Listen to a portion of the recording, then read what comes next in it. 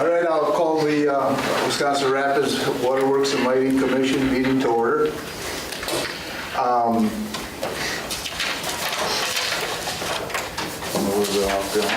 People are messing my place up.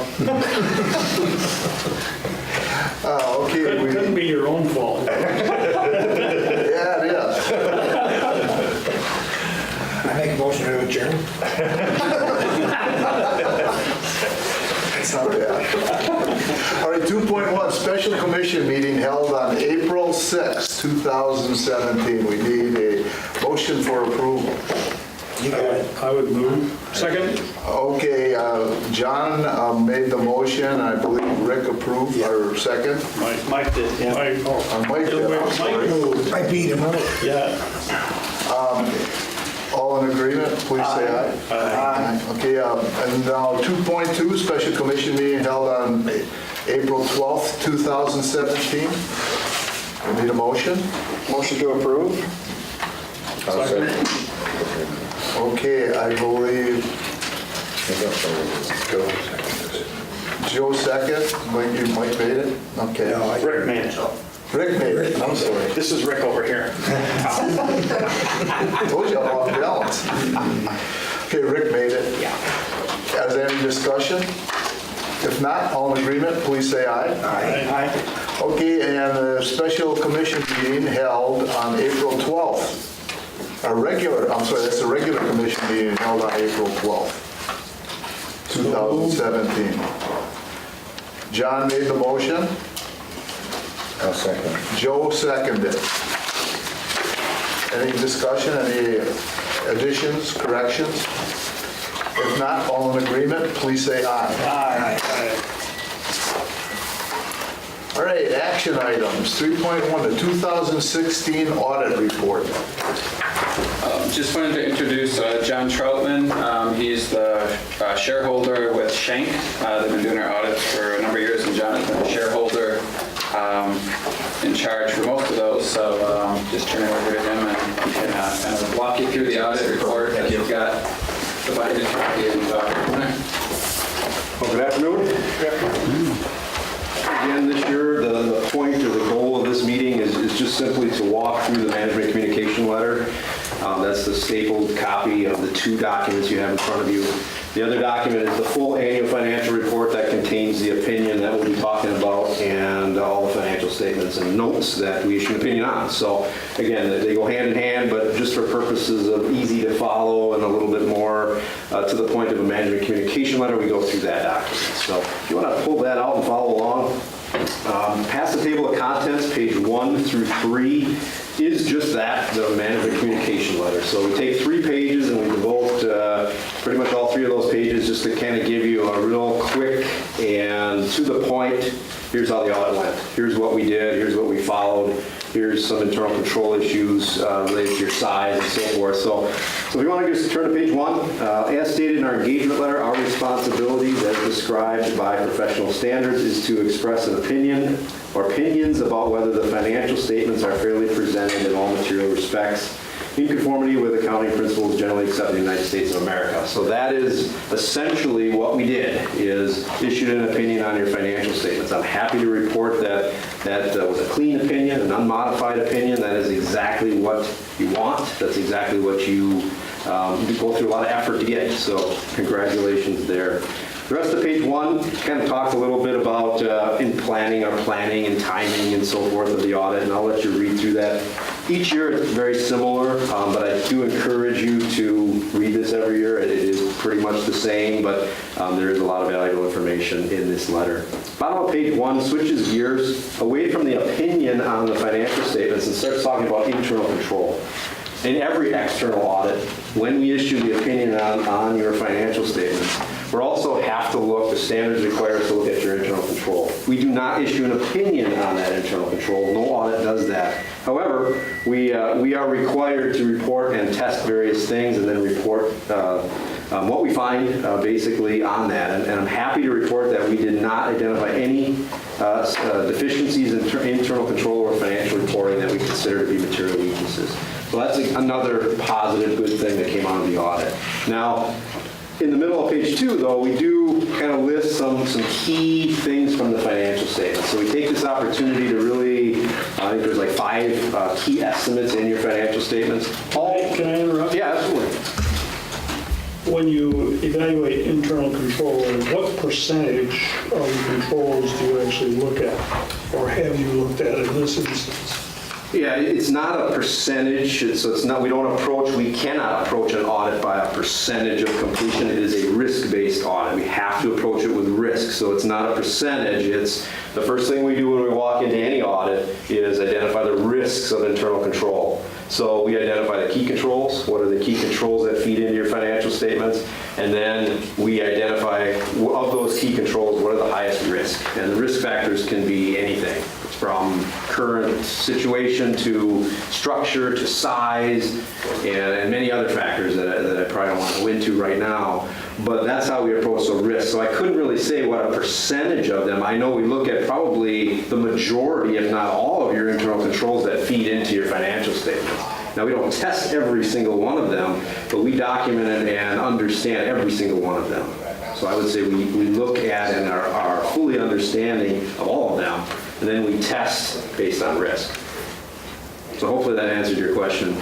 It's not, I understand what you're getting at, that's the way it kind of used to be, where we would test a percentage of the internal controls, and the standards probably 15 years ago said that's not the most effective way to do that. So, Okay. yep. Very good. Yep.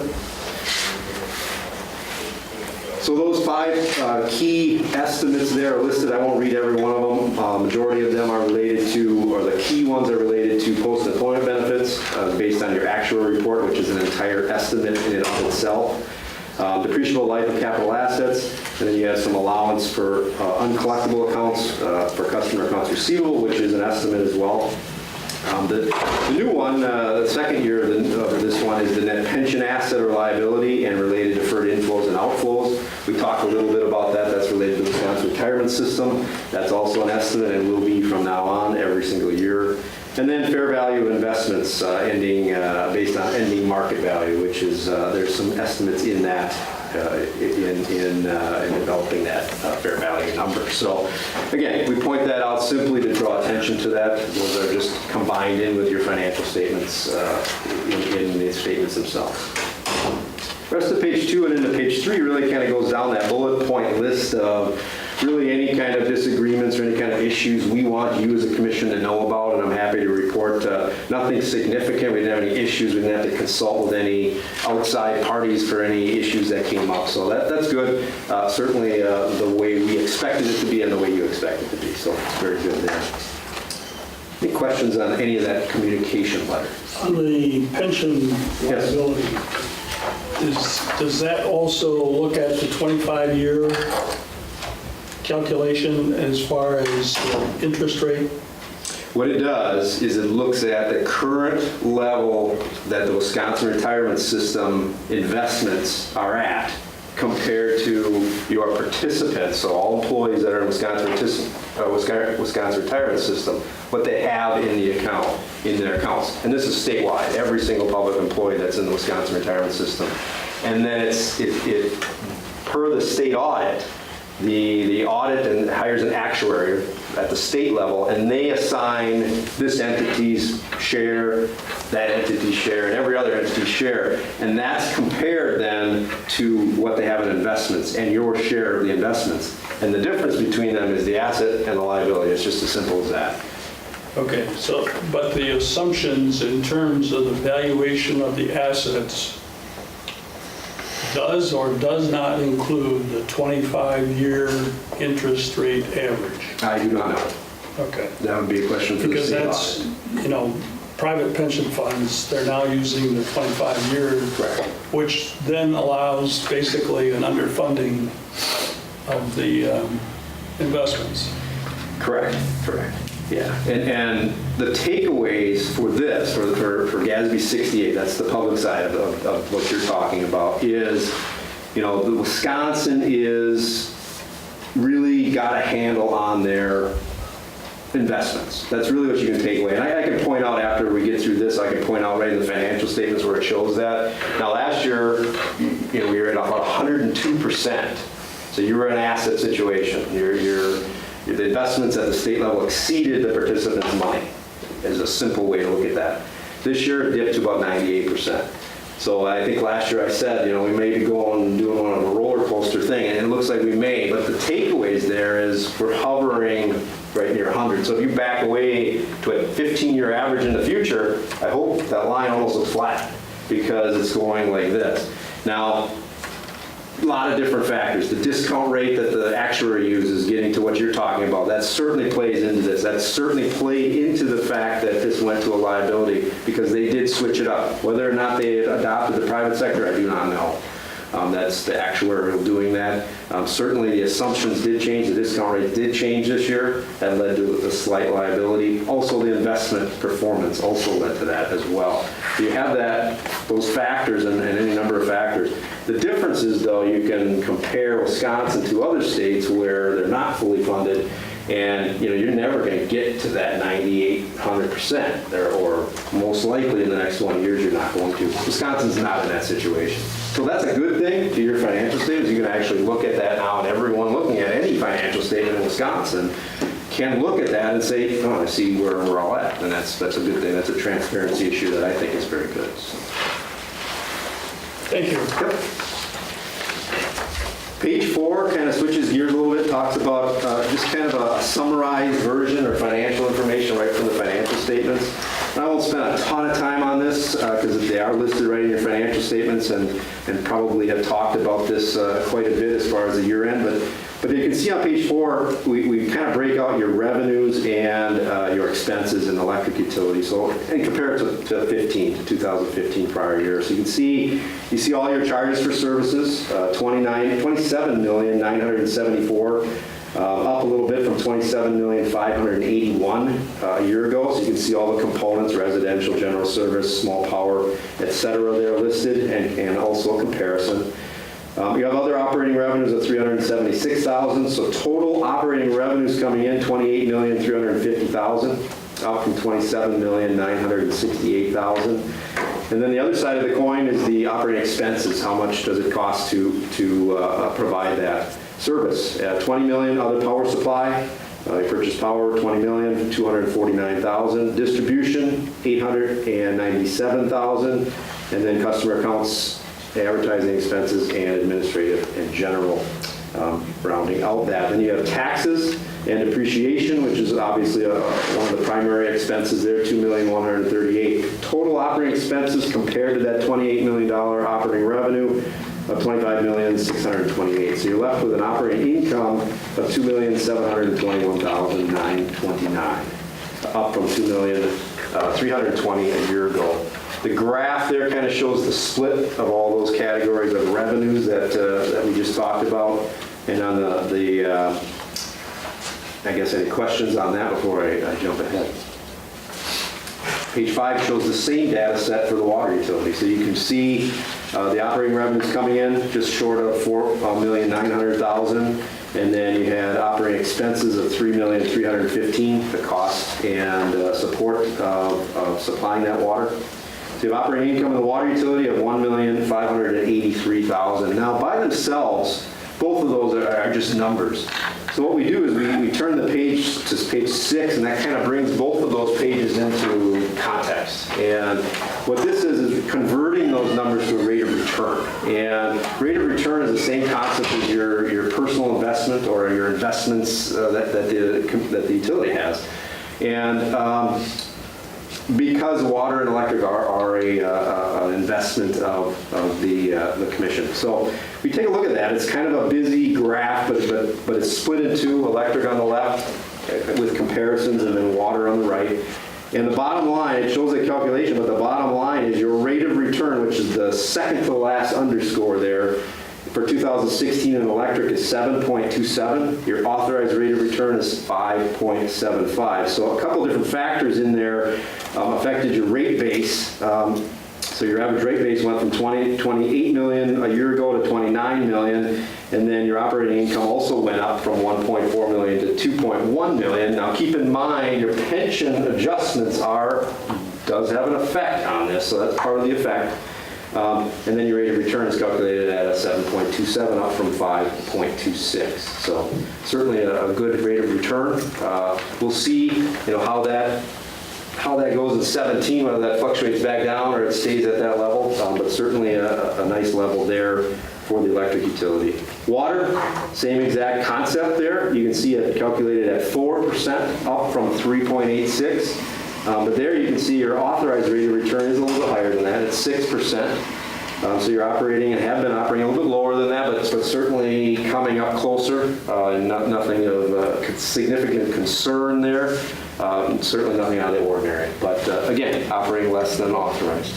Yes. So the authorized rate of return must be over, what, 5-10 years or something like that, or? That's the rate of return where they set your rates at when you go through a rate case. Okay. And they say, you can make for a West Larger rate case 5.75%. Right. So we're going to set our rates to model that you're going to be at that level. So, and as we talked, in the past, we had a lot more capitalized labor in 2016, which kind of didn't hit expenses. Okay. Which increased the rate of return that way. Rick, what was your question? So it's, the rate of return is 727 above the authorized rate of return. Right, so trying to understand the difference there. Oh. And so Jeff's saying, it's going to, because of the way the expenses fall or whatever. Yeah. Right, so like Jeff said, when you have capitalized labor like that, it doesn't hit it until future years. So that will start kind of eroding that, for lack of a better term, or bringing that down over the next X number of years, however you're capitalizing that. And that's any capital addition would have that same effect. So. Questions on? The power adjustment was pretty significant also. That was also significant, right? Yes. So then on page 7, just the rate of return over time, you can see over the last 5 years, the water being fairly flat, fairly constant, and then the electric hitting a low, and then you adjusted the rates there, and it went up where you needed to be. So. Any questions on that? Now I can switch over quickly to the annual financial report, and I just want to kind of point out the net pension numbers on there, and just to put that in context, because we talk a lot of times about that, and in theory, and I want you to see actually how it is on the financial statement. So turn to page 4 of the bound book. You can see your statement of net position for the electric and water utility. And you can see the net pension asset line about halfway down the page was $560,000 last year. So that was the number we talked about a year ago when I was here and going over this. And that was the first year of the 68. So that was the first year you were seeing these on here. And then if you turn to page 5, you'll see the net pension liability this year, about the middle of the page again, is about $355,000. So it went from $560,000 to an asset to about $355,000 split between electric and water. Now what you see also on there, which is pretty big numbers, is deferred inflows related to pension and then deferred outflows related to pension. And you have to keep in mind that, and I don't want to get too technical here, but the way this is calculated and the rules we have to follow, it's a year behind, because the audit of the state happens right now. It's actually ongoing, or it hasn't even started yet, and it won't be issued until fall. So any of the 12/31, December 31 year ends for governments would have to wait until the following fall to issue. So the standard setters knew right away that wasn't going to work, and every state's in the same position. So they said you can look back. You can look back to 15. So these numbers are based on 12/31/15, and then they're rolled forward. Well, that roll forward and amortization of that roll forward is your deferred inflows and deferred outflows. So again, the idea here is that the state is near funded, even though there's slight liability. Now, if that starts dipping down the next 5-6 years, well, obviously, that would be a different conversation to have then. And then, of course, the state's going to know that, and they're going to do something to the rates to make up for that. So Wisconsin's in a good position. That's all I have to know. Any questions, anything else you want me to go over as far as the year 2016 and related audit? I'd be happy to.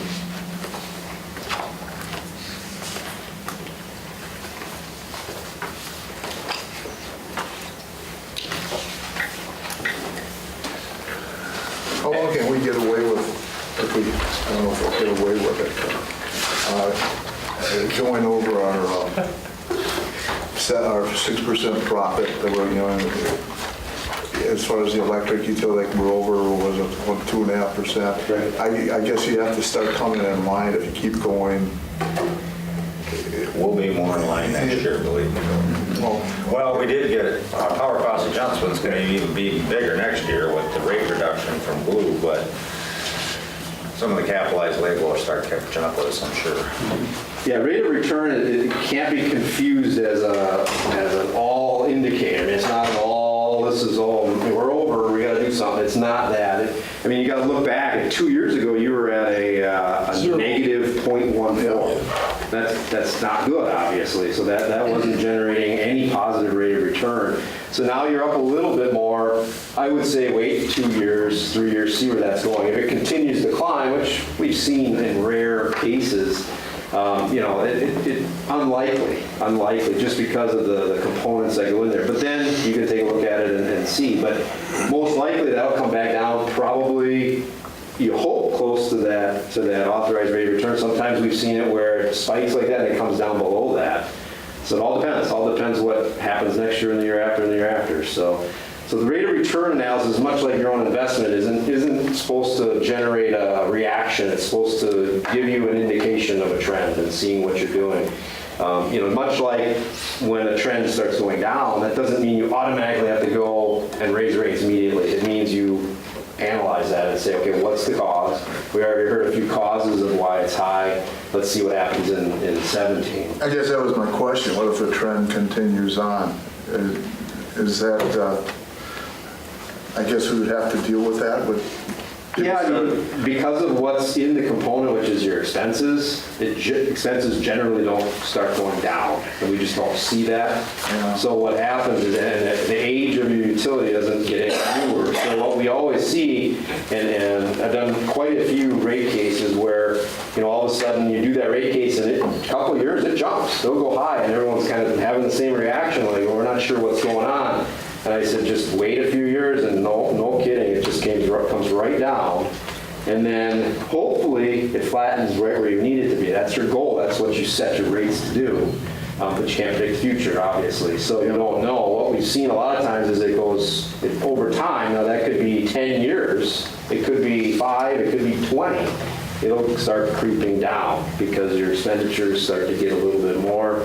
Different factors start happening as far as what you have to do as far as capitalization and so forth. So. Okay. Yep. So it's too new since your rate case to worry about that. But even 3 years from now, you'll have a much better indication. Yeah, well, like with the PSC, I would imagine they'd start talking to us if we continue to show well over our regulated rate of return. Yeah, and I've heard that happen. And It would probably be 3 to 4 years from now they would start talking about it. then your ratio would probably look, as far as the age of our assets, would probably start plummeting. And Exactly. Yep.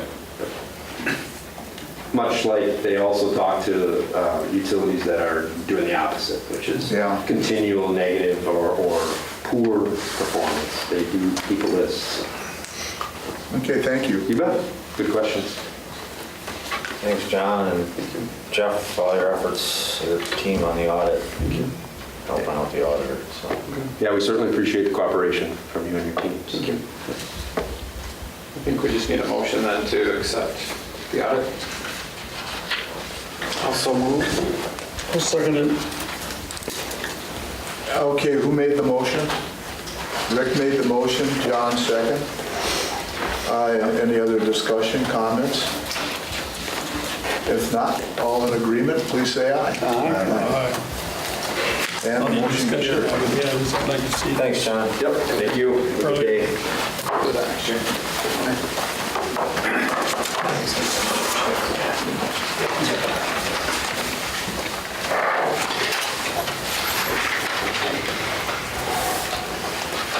All right, 3.2, 4th of July fireworks donation request. As you see in your packet, our annual request for the fireworks committee, the Teen Fireworks Committee is in the packet. The 9 years that I've been here in Rapids at Water and Light, we have given $500, I think, every year to that cause. So what is the commission's pleasure this year? I move that we do likewise. I got mixed emotions as a commissioner. If you go through everything, they want us to put lights in a certain place and we pay. And it just seems like all of a sudden we're paying. And when does it stop? I mean, from a PR point of view, it's fine, but Well, I think this is something more for the community than actually the city itself. And I think it brings a lot of people to downtown Rapids as well. And it's a pretty good event. And I think that's why past commissions have sponsored the donation.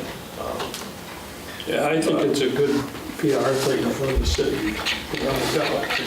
In a way, I think it's unfortunate that we probably have to have teenagers that make it happen, okay? But I applaud them on the other hand. I think it's a good, the fact that they do get out and hustle for it, it's providing them with some good leadership. For the fireworks every year too. So it's just not the team fireworks. I mean, the city's putting in some money as well, the fireworks, I know that, so go ahead, Scott. And other municipalities as well, not just the city.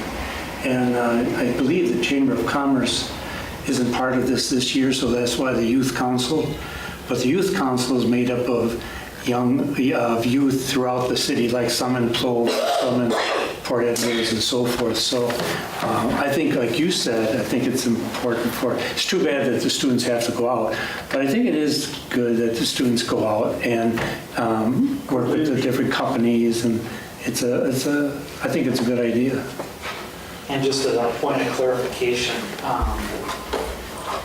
so the organization of the committee has been since 2006, and encourage.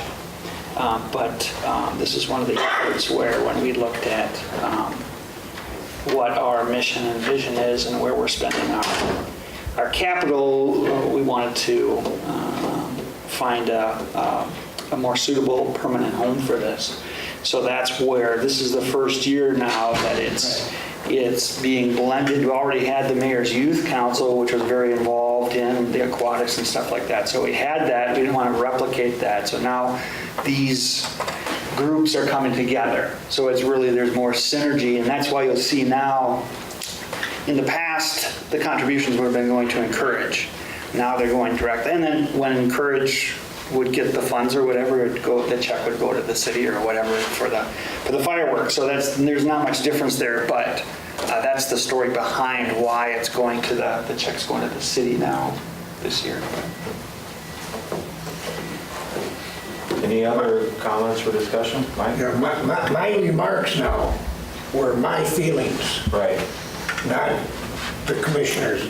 So Well, I know we've always contributed, but I guess I would get a biggest thrill out of taking $500 bills and starting them on fire. I was never much of a fireworks person, but I know the whole thing with the youth council, and it's been a citywide thing, and we're always asked to contribute. And that's, I guess, part of it. We don't really say it's part of our mission, but we do, do sponsor community events and community improvements. I guess the first time I went to the fireworks, somebody broke into my car. Yeah. And the second time I went to the fireworks, they stole my cooler. Bad luck. They must think I got that 500. It was really the cooler that was a problem. No comment. But I would move that the commission donates, invests. I did the move. Oh, you did the move, right? I did the move. Okay, I'm sorry. Do you have a second? So how about You said it has before, didn't you? Yes, I did. So 500? So I would second Okay, that. John, you made a motion that we would donate $500 towards the youth fireworks. I'll second. Okay. Joe seconded it. Is there any other discussion? As lively as Mike and I made it. If you're gonna burn $500, just give it to me. My point is, I think $500 is well spent in other places. But if there's nothing, no other comments, all in agreement, please say aye. Aye. Are there any nays? Nay. One nay. On behalf of the Youth Council, I'm one of the consultants for working with them. Thank you. Okay. I didn't hear what he said. Thank you. Oh, he's working with 16 fireworks tonight. Okay, the motion carried. Okay. Camera upgrade system. Man, Yep, so this is the camera upgrade that was in the budget and approved for this year. Finally got all three groups together, got the proposals finalized, kind of a little breakdown in the Excel spreadsheet down there in the report. Gave you a brief history of the evolution of our camera system. Went from a VCR to digital, and now we're going to pure network system with IP cameras and high definition. So after working with all three companies, there's obviously differences. Two of them, Permar and H&S, would have used outside contractors to install the network cabling for all the cameras. RMM opted to do it in-house with their own technicians. And that's why they came in at low bid on the camera and installation of $40,000. The networking piece is basically the network hardware that drives it. So each site needs its own little network switch, as well as a couple of additional switches here in the main facility to bring all those cameras back into the building. That was $13,475.19, and RMM would have done that work anyway. Even if they didn't do the camera installation. But my recommendation is RMM Solutions, $53,930.36 for complete camera hardware installation and the networking piece. So where are all these cameras going to be? We will have one at each well site, so that's 5. We will have 2 at Baker Substation, one pointing at the building and another one pointing out into the substation. 2 over at West Wisconsin Substation, 1 at Gaynor, well, basically 1 at each of the other substations. So I believe that is 12 of the cameras, and the other 18 will be in this building and in the parking lot and the front parking lot and out in the outbuilding, the Butler building itself. So 18 of them are local security. Yep, in this general area right here, the parking lot and in here. And it requires that many to actually get the coverage you need. To get, yeah, 2 in each of the garage bays, 1 in the smaller garage bay, 2 in the main engineering hallway, none in the office except for the front desk. And there's actually 2. There's one that points at the front window, and the other one points out into the lobby. That one will actually have audio capability as well. We'll be recording voice. And then we'll have 2 areas of the parking lot, the main parking lot, and 1 to cover the little back parking lot behind the building. We'll have 1 that covers the loading dock and the backside. That'll be a separate camera. And then 1 in the Butler building as well. Go ahead. I was going to say, so where's the security administration For all the, so you got all of the cameras, or is like Todd or Dale's purview is the wells, or yeah, what's it's mine. It's yours, I'm the one okay. that's in charge of all of that, yeah. And keep track of it and make sure it's all running, operating correctly. And if somebody needs a segment of video from a certain time period, I'll be the one that finds that and provides it for them. How about alarms from incursion? It's a separate system. It is a separate It is a system? separate system, yes. And we actually have alarms at each of the wells already, physical alarms. If there's a physical break into a door, we'll know that that happened, but we won't be able to see what happened. Now we'll be able to see what happened. How long is the data kept? I'm hoping to keep it 6 months at a minimum. Okay, I'm thinking it's going to be longer than that. All right. Because they always evaluate high. They say you need this much space for this amount. so it will eventually all fill up, so, And then it'll overwrite. okay. And you're really the only time this would come into play if there happened to be a problem with some type of vandalism or, Equipment. and you're gonna look for a problem in the past. Or an accident or An something accident, along that lines. okay. yeah. Yeah, it's like there's not gonna be a person in charge of reviewing these on a certain time frame. Okay, And there won't be anybody actively monitoring it either. okay.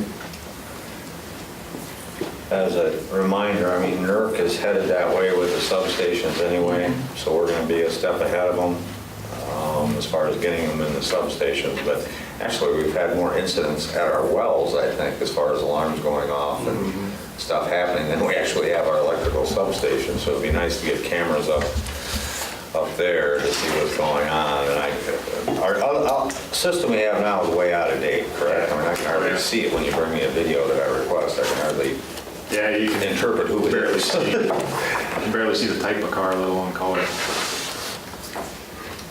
When was the last, do you recall when it was put in? Before my time. The last update was, I believe, in 2006. And So that's, that was the last camera replacement, and we only replaced a few of the cameras. We didn't replace them all. Have you looked into the integration of alarms and video? Really, the only integration you would get with alarms and video would be if an alarm went off, the video would automatically turn on. That's really the only integration that they have between the two. we will have the capability via our cell phones and tablets to actually get online when it's happening and look at this, where it's occurring, whether it's a substation, a well, or here on 16th Street. Yeah, so if the alarm company calls, usually Dale takes the call. Not sure why that is, but he's usually the one that gets the call from the alarm company. He'll be able to actually look on his phone, pull up a live view of the camera and see what's going on, if the door's actually open or if it was just the wind blowing a little too hard, which we've had quite a few times at the well houses and different things like that.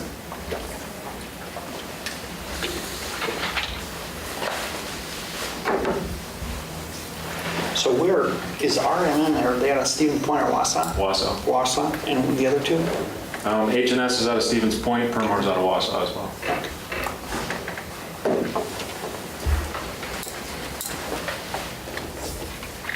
I'd make a motion that we accept the bid from RMM for the camera system upgrade in the amount of $53,930.36. I'll second it.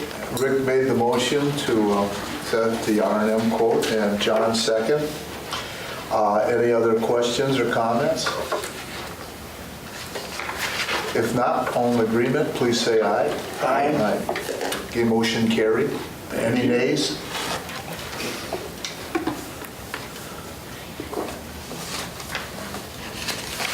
Thank you. Thank you.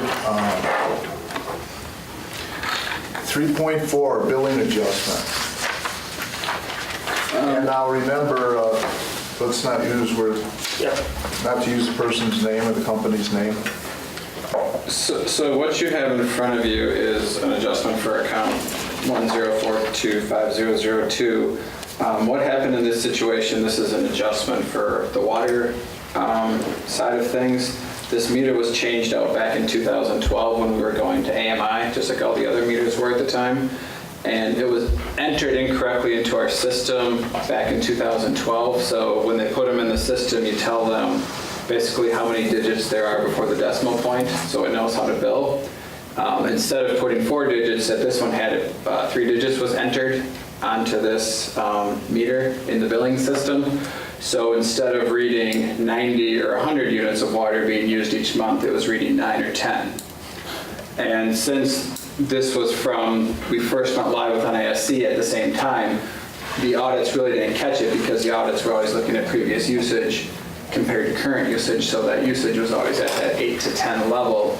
every month. Now, under PSC guidelines, we can only go back and back bill for 2 years instead of the full 5 that they were getting the credit for. And we did talk to the city also about this situation on the sewer side, because since they're not regulated by the PSC, they may have had more leverage to go back and get an additional refund. They chose to stay with the 2-year adjustment that we're doing. And the reason why we're bringing this to the commission today is under the commercial and industrial adjustments, there's certain thresholds set up for approval levels, and anything over $5,000 needs commission approval. So that's why we're requesting the $5,697.27 water adjustment. As part of our AMI project from about 2009 to sometime in 2012, the water was a lot slower. Electric, we were able to slap in about 1.5 years, but the water, getting in people's basements and putting all the AMI modules took significantly more time, just more labor intensive. I can remember one other adjustment we've had to make after replacing over 20-some thousand meters electric and water. So it's not too bad, actually. I mean, you're going to get a hiccup like this once in a while, but I was actually pretty pleased that this is only our second adjustment after swapping out that many meters, because you've got to take all the serial numbers off the old one and the new one, get the multiplier right, all those different things before it works correctly. So what tripped, how was this discovered? This actually came about a little bit with a discussion we had last month about water revenues being down, and kind of working with staff here, and they were just starting to do some looking at both industrial and commercial customers, just to see, compare company to company and see kind of what was going on, and that's kind of how this one arose. Okay.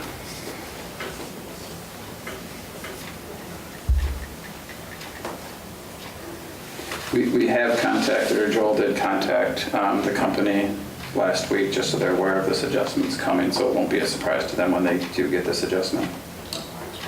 So I will move that we approve an adjustment of $5,697.27 for account 104250002. I'll second that. Okay, John made the motion. Who's second? Joe second. And it is not our obligation to make a motion for the sewer adjustment even though we bill? Right, that's the Okay, city's we don't have to determination. worry about the 5,600, Right. okay? All right, we have a motion and a second. Is there any other discussion? If not, all in agreement, please say aye. Aye. Are there any nays?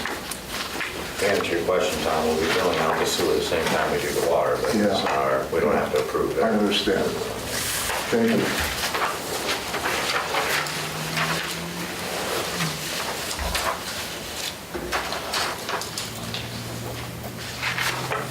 Okay, department update, safety committee.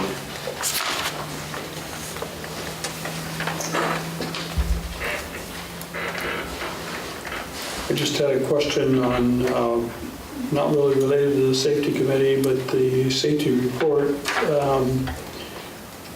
What is the protocol for training summer employees? We do have a summer safety orientation that I can run through with summer employees, temps. Just kind of goes through and reviews most of the safety programs from a kind of a 10,000-foot view, making sure they know what they should be wearing, where they should go, where they shouldn't go. The more specific equipment training would take place by Wisconsin Rapids utility employees. Typically, they get the training on the equipment with the people that they're working with on a day-to-day basis. So, I mean, since I've been here, 9 years I've been here, we haven't had a summer help injury problem. It's generally our employees that have the injuries.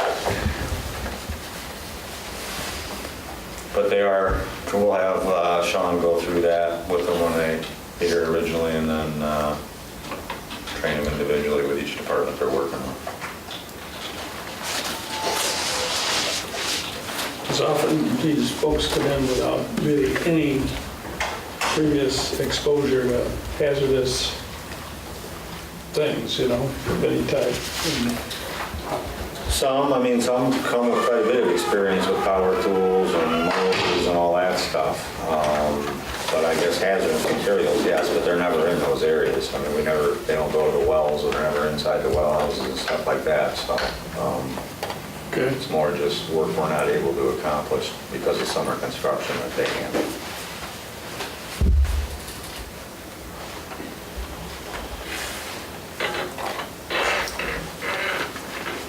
Anybody have anything else? Is that bottom step been taken care of? Okay. Okay, line superintendent's report.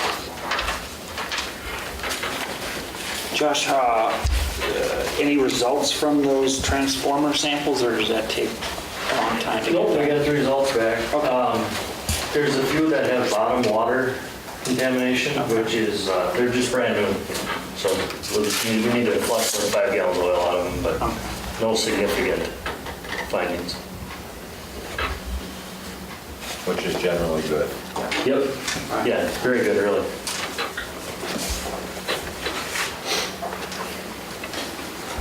Any other questions? Dot, the water department operations report. You can see we had a wet April, huh? Almost Artesian, but not quite. Any particular cause for the Wholesale main break?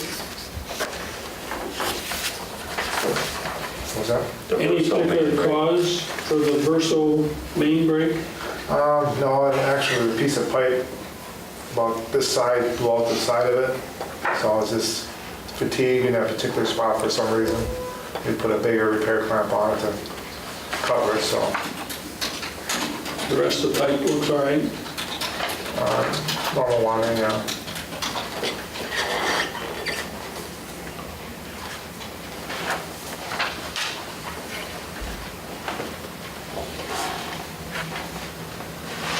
And it looks like the filter plant is about ready to put back.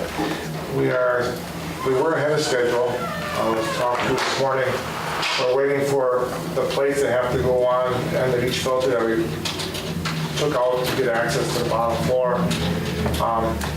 The expected date for them to be shipped is the 24th of this month, so we're behind on the manufacturing of them.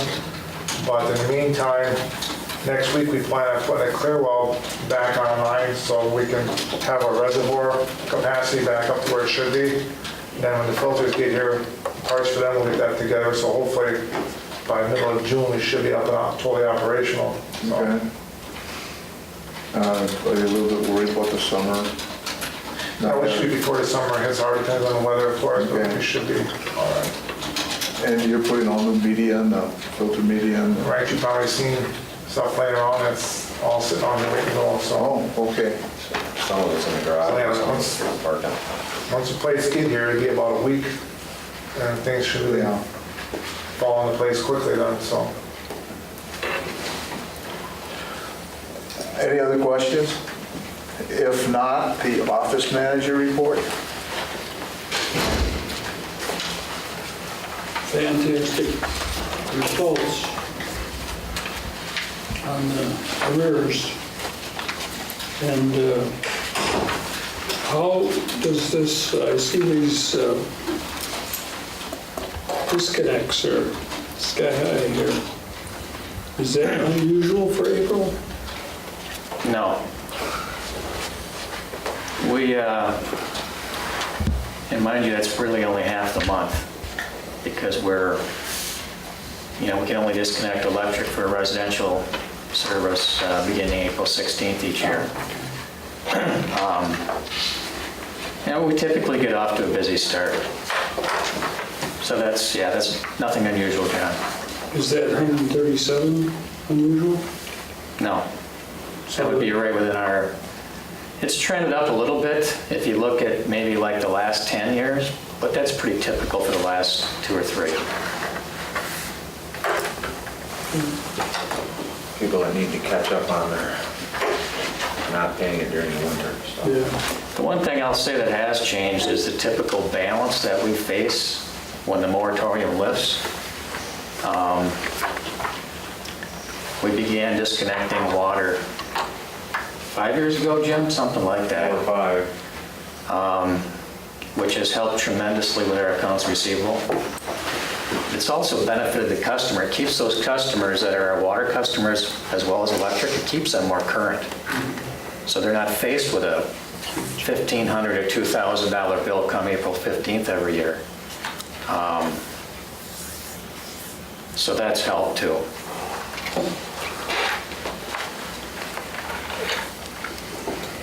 And I was mentioning to Joel before the meeting too, it's, at first when I saw the Facebook spike, I didn't know what he was posting on Facebook, but then I saw that within, what do you call it, your quarterly or whatever?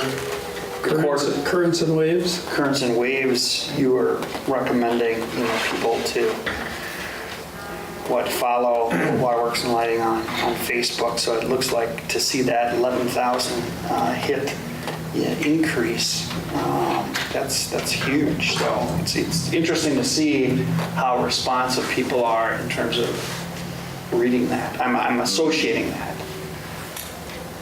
Yeah. That's why that's up, and it's not just all Todd's. No, that was May 4th. The Imperial Walker posting. That was May. So. By the way, that's his favorite post that I've done. Yeah. Go figure, right? It's an Star Wars Imperial Walker helping put a line up or. Incidentally, this currents and waves, do you submit that to the local paper? Or? I don't believe we've ever done that. There's some pretty nice information there that They generally aren't interested unless it's negative. They do follow us on Facebook. And it's hard for them to even get, we could have a good article like making Reliability Council for APPA or our rates dropping 5% this year. We couldn't even get them to cover that. So, it's good news to the customer. They don't care, but if they can make it negative, they'll go for it. I was seeing this performers for the National Theater for Children. It seems to be something that ought to be covered. I would concur.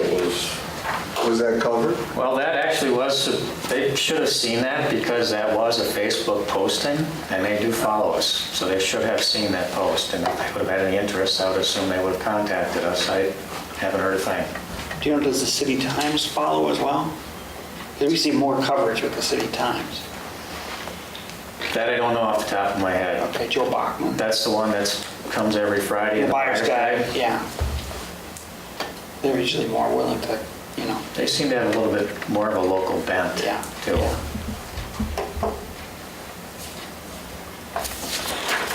I'll check that out. Anyway, it's a nice publication. Yes, very nice. Yeah, you do a good job. I enjoy it.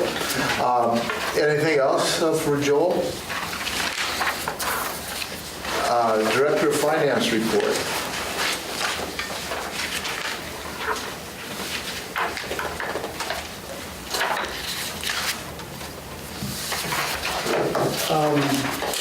What's the primary driver here that is the purchase power is down? It's just natural gas prices?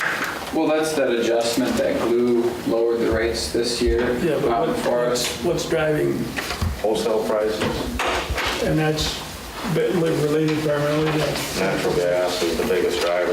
Yeah. If you had to pick one, that would be that and capacity availability in the MISO. The MISO auction for capacity 2 weeks ago cleared at $1.12 per kW a month. So if you were buying capacity on the MISO, instead of having long-term deals, all you had to do was pay $1.12 a kW a month for capacity. factor, so there's been a lot of additions to generation. Last year, I think it settled out at $4 or $5, so it's actually dropping as far as capacity costs if you were to buy it on a daily basis from the MISO. But if you had to put it, yeah, it's natural gas and fracking.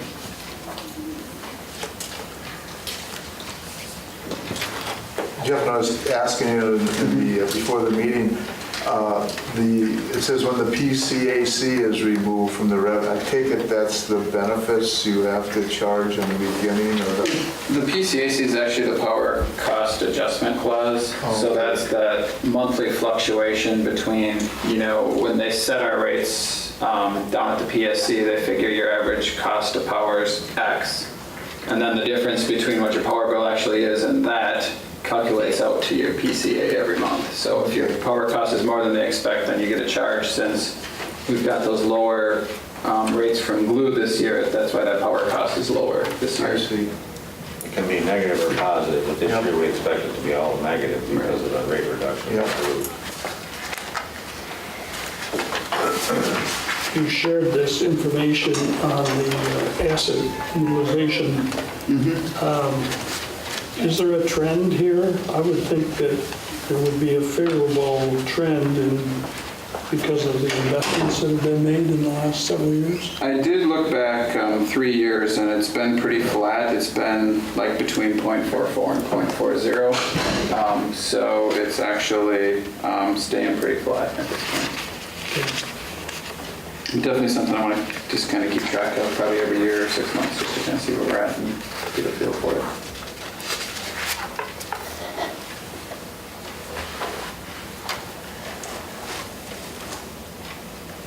Would you like to explain to us the investment? Is it possible to do that now? Just the one thing, as we discussed last month, we were moving towards using Eller's Investment Partners to recommend investments to the utility. So we did sign those contracts last month, and they did prepare a recommended portfolio of some of the funds that we had available, a mix between CDs and then some federal home loan mortgage notes and farm credit bank notes. Kind of going out not too far. The federal notes are callable, but still, even if they get called, it's a pretty good interest rate for a year or two. To have a 2% interest rate on those will be decent. So just started working with them. They're doing a pretty good job of doing some recommendations, and we've got, like I said, most of the CDs up from Morgan Stanley transferred down there. So what you see there is essentially the portfolio that's at Eller's right now. Once there's a little history there, probably give it 4 to 6 months, and we'll probably get together at a special meeting and look at it and kick it around, see if the commission has any ideas. So that's where it's starting.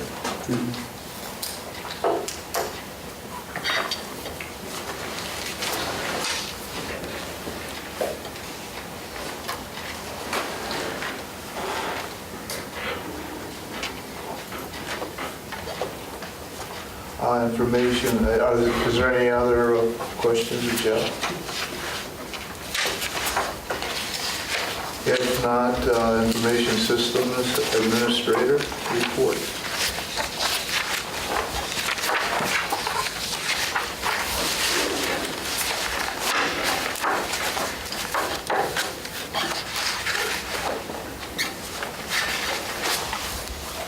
I do have an update on the telephone system upgrade. They have received all their parts and components that they needed. They'll be here on Friday in 2 days to install the hardware. Tuesday they'll come and do the cutover to the new system and training Tuesday and Wednesday. So that is the current schedule for that. After all this is done, we should be in fantastic shape from an IT standpoint. For the year. That's a good response. I was thinking about a lot longer. That is a long time in IT talk. Come October, November, budget time, you'll have your say. Okay. All right, Conservation Manager report. Sean, do you know any, with the work with Mariani, incrementally, any indications of what incremental power usage that would, in their expansion would entail? It possibly may double, considering their operation in general processing and packaging is going to double. So right now they have 2 transformers that they're being utilized 50%, and they'll reach probably close to 90% complete utilization on both of them. That's what we're anticipating. In order to save on the rate, they're gonna feed it from those existing transformers. It just makes more sense instead of us putting another meter and another service out there for them to wire it from existing transformers, and then they get the coincident peak value of the loads and all those things and stay on a higher industrial rate, which will give them a better rate. Are we on time as far as their May 15th? It was installed today. Way ahead of time. Very good. I was out there this morning. They're digging and. How you doing on your green energy? I read this, and then I've read other things about wind, is becoming more and more popular. Is everybody active in that? I have been since I started, but I was under the impression that it was a good thing. And I think Waterworks and Lighting Commission several years ago offered a green energy program, which allows our customers that like to live more a green, sustainable lifestyle to purchase these renewable blocks. We have 43 customers that are active in purchasing these blocks. They get billed on their monthly bill. I think we have a few customers that purchase 8. Mike, you are one of them. I was one of them for quite a while. And it gives them the opportunity to do this. These blocks are purchased. The renewable energy comes from 2 solar farms to the east. One is the Montford Solar Farm, and there's a Lincoln County solar farm as well. And when these blocks are purchased, they're tracked. They're put out onto our electrical grid and they're tracked. The customers do not get this green energy to their house. However, it's tracked. It can't be purchased again. And it at least is a program that offers our community and our customers that chance and that choice to do that. Our numbers haven't fallen. They've consistently stayed the same. My goal next year is to market it a little bit more at Public Power Week, possibly to, I know just recently it was discussed at the Sustainability Council meeting. I touched base on it roughly. So hopefully we can get those credits, a few more credits sold in 2017 than we have in the past few years. So 43 Current customers out of how many? Oh, Almost electric 15,000. 15,000 number. So not a real big percentage. No. We have many more, close to 40% paying their bill through their checking account now, right? I mean, which is unheard of, paying their bill. A good solid 40%, yeah. Perhaps a little bit more now. But that being said, I don't think we've marketed this program in a couple of years, so we'll reevaluate whether we should market it. He's got a report on it every year, the PSC and everything, since it is a technical program, so. But isn't our normal portfolio? It has green power, correct. Depending on any given year, 12 to 15% of our normal portfolio is green. So then, Sean, what the $1.70 a month? So in that terms, from a credit perspective, is that the differential? So one of those customers can consider their power as part of that solar block, or is it part of it, or So I'm thinking of, so your normal load, right, is the 12 to 15%. So that customer, those 43 customers, what are they getting? Or what can they say? They can say that they're reducing the carbon emissions. Right. You know, this is going out on the grid, it's tracked. Those RECs are retired, and they're not specifically like, and this has been a misconception with customers that I've spoke with that actually have blocks and have talked to me about it. It may not be going to their house, possibly may, but it's going out on the grid. It's environmentally, it's living a greener lifestyle, and that's their choice. Purchase these blocks. Their kilowatt hour usage or cost that we're charging them isn't being lowered. It's, you know, a lot of people think of it as a donation. Well, it really isn't. There's only a certain amount of electrical power that goes on the grid. This is making up a percentage of that. They're just paying a small adder to get more of a percentage of green. Yeah, but I'm not on that program, so you know, the portion that I would say, well, I don't even know if we have. So when we get 12 to 15% of that portfolio, does that mean we're actually getting those credits or not? It means Great Lakes Utilities is getting those credits, our power supplier. And part of what's being delivered to you, as what Sean explained, that you're not getting those actual electrons. I know that. Credits for it. Right. So, I mean, you're being delivered 12 to 15% renewable energy, but you can't take the credits and sell them or anything like that. Right, exactly. But I just want to ensure that Makes up a minute portion of it. right. So, but if I'm one of these customers, I'm trying to understand the percentage-wise, right? Is that helping to support 40, 50% renewable? Those 43 customers aren't a blip on our radar as far as renewables. Yeah, I understand that. But for an individual customer, that's where I'm trying to understand how that customer would explain to me what that is doing. I mean, I can give you an example of I guess, 43 customers with the blocks that we sold would be comparable to 8,000 to 9,000 gallons of gasoline not being used. No, I understand. I understand that part, but I'm trying to understand how, you know, that credit portion. So getting those credits, how does that play into their whatever net energy use? I know you can't trace it. It pushes their rate up from us. Right. To get more green energy. Right. Demand. It's a supply and demand thing. So they're contributing to that demand. Their bill's going to be larger. They're paying $1.70 a block, and it's going to be larger. It's being added to their bill. They're paying to keep that solar energy on the Wisconsin grid as opposed to it going to Minnesota or Iowa or whatever. They're paying to keep it local. Local, yeah.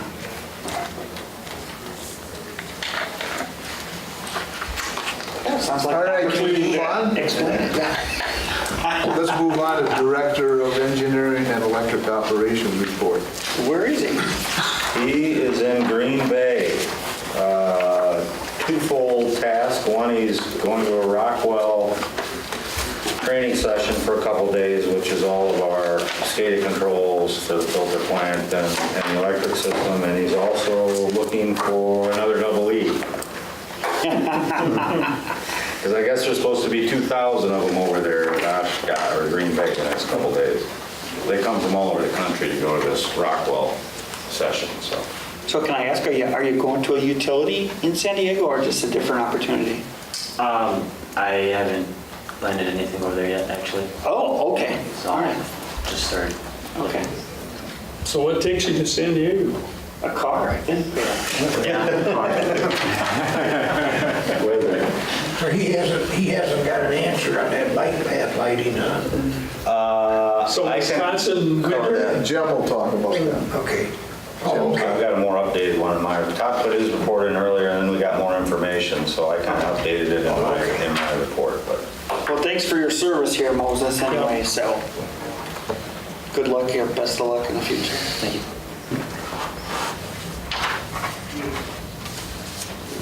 Any other questions? Director of Engineering report? If not, let's go to the General Manager report.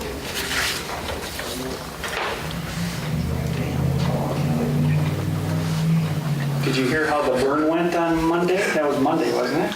Well, it happened a couple times. If the commission wants the full report. As you recall, when I first got here 8 or 9 years ago, we dedicated, the fire department asked if they could use our house on Griffiths to train. So I said, fine, got commission approval, they used it.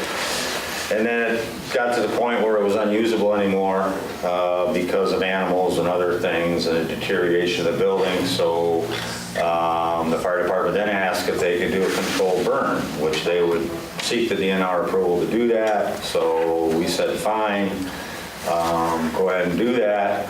So they actually were scheduled, and I don't know if I got the dates right. Was it last week or 2 weeks ago? I thought it was this Monday. They finished it this Monday, but 2 kids set it on fire a week or 2 before. The fire department was out there doing some last minute prep and training and what have you, and getting it ready to burn the next day. And then 2 kids apparently. Well, they caught seeing 2 kids on a property. After talking to them, they were not involved with sex. Oh, really? I talked with Grand Rapids and talked on that, but the house started on fire. It's still an investigation as how it started on fire, so. Last I heard it was the 2 kids, so I guess I'm not either. But. No, but they burned it completely now. It's completely down, so they had finished up training on it yesterday, I believe it was, so it's completely down. We'll take care of filling the hole and so forth, so. So it wasn't quite the training exercise controlled burn that they wanted. It's all went up. So they investigated a house that started on fire that they were going to really start on fire the next day. So actually, Grand Rapids got the experience of a live house burn. Grand Rapids was sent to do. Wow. Too bad. At least nobody, any other property damage involved. No. Okay, General Manager's report. I know you didn't have anything about burning houses down. No, I didn't. How about the path lighting, the solar path, the solar lighting? Solar lighting path. I know a couple commissioners are interested in helping the city light the west side of the river there from the fire station down back towards the bridge. So we were approached by the Chamber Leadership Group to put solar lights up. We've been doing a lot of research on the lights. Todd's been talking to some of the electricians in the area, and come to find out they don't work in Wisconsin. They're built right. They're flat, so if there's accumulation of snow and ice that builds up, so sun can't get to it. And then for the winter sun, it should have a tilt to it because our sun's different in the winter than it is the other parts of the year, so it's not tilted up enough to catch the sunlight either. So there are 2 problems with it. One, it can't get the sun even if it doesn't have snow and ice on it, but it accumulates snow and ice. So it's not, and Todd has looked everywhere for another type of solar application, and there just aren't any available. Now this one's manufactured in South Carolina, and it works great in the Carolinas and down south, but it wouldn't work up here. So we put the Chamber Leadership Group in contact with Van Aert as a starting point. They thought they could wire that fairly inexpensively to get actual wired lights down there instead of using our distribution facilities to do it, which would have cost more. So we're still waiting to hear back from Van Aert to see what that price is, or from the leadership group. So there'll be more coming on that. Yeah, I was riding my bike yesterday. Almost every night I ride there. And the Firemen's Memorial is there, and they have some really nice low-level lamps. Mm-hmm. You know, I thought would look pretty good along that path.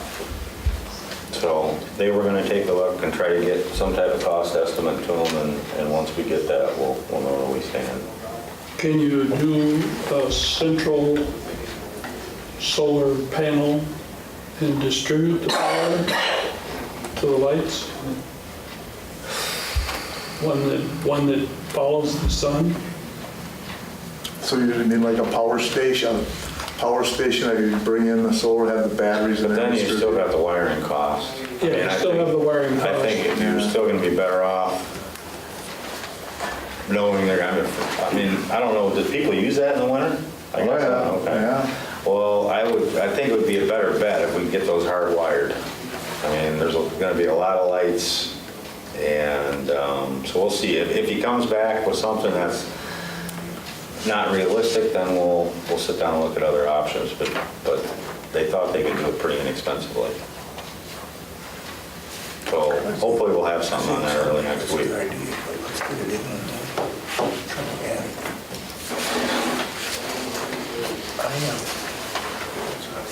Are there any other questions? Excuse me, when was that reduction from glue? Was that supposed to be in this bill or the next one? It would have been January power bills. Okay, In your PCA, power cost adjustment. okay, our PC, okay, looked in the wrong place, okay. Should be a negative number. Well, I'm good at negative. Okay. All right, well, we'd like to move on to the review of accounts payable.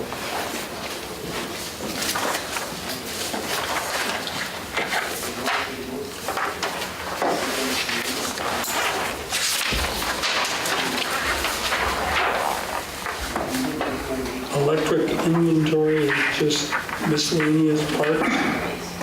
Yeah, I mean, there's a lot of different, SKUs out there, for lack of a better word, of what's purchased and just, keeping track of what they need, not only for the particular jobs that they're working on at the time, but also just keeping inventory levels up in the storeroom.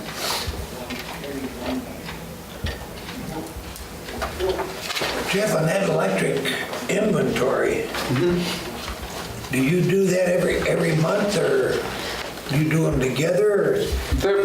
They're purchasing a lot of inventory. I mean, you probably get deliveries twice a week, 3 times a week, every day pretty much. So, so these are the invoices coming in. So the checks that you see might be 3 or 4 invoices. Because it's at 48,000. It's Sure. Well, there's several electric inventory. So probably pretty much every time we do a check run, there's probably some invoices to Resco that need to be paid. Generally, this time of the year, with the new capital year, the first few months, we're going to see a lot higher purchases as the year starts to wind down and the capital purchases start to dwindle and we complete the projects. But the material generally ordered up front, and then we have it, and then it's the capital, the labor charge too as we go through the year.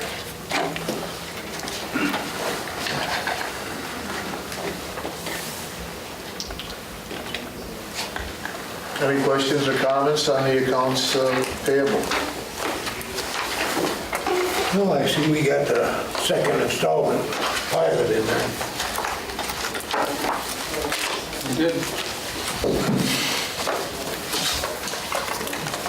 City should be happy.